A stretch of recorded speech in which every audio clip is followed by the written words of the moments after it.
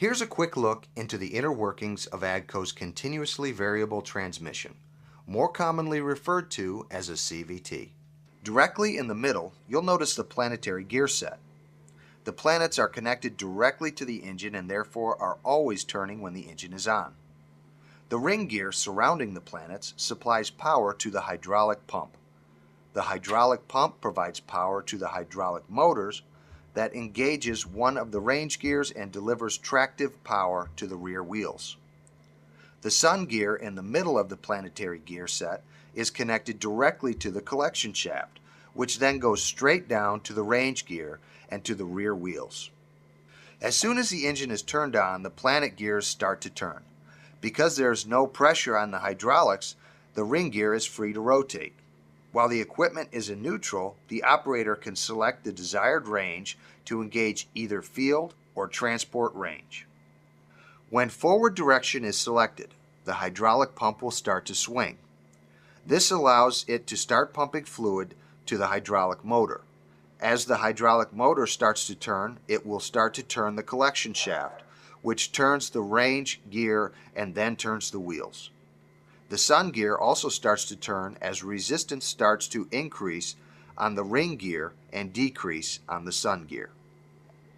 As the operator calls for more ground speed, the hydraulic pump starts to swing further and increases the output to the hydraulic motor. As speed continues to increase, the hydraulic motor starts to swing in towards the neutral position.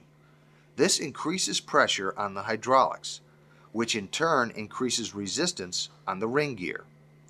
As the resistance on the ring gear is increased, the resistance on the sun gear is decreased. This causes more power to be transferred directly through the sun gear as the machine speeds up.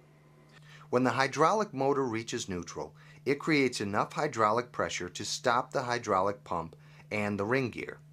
All power will then be transferred directly through the sun gear to the rear wheels. As the machine slows down, the reverse process happens. The hydraulic motor starts to swing back, reducing pressure on the hydraulics and the ring gear. Once the motor has swung out all the way, the hydraulic pump starts to swing towards neutral.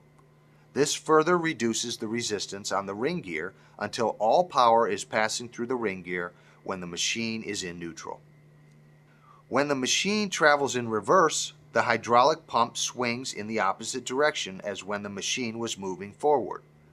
This pumps to the hydraulic motor in a reverse direction, which turns the range gears in reverse and turns the wheels in reverse. While in reverse, the transmission is always 100% hydraulic, and the angle of the pump determines the rate of speed.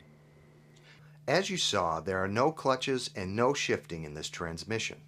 Everything is automatically controlled by the CVT. Seamless transitions from neutral to top speed and even into reverse is what makes this transmission unique and extremely versatile.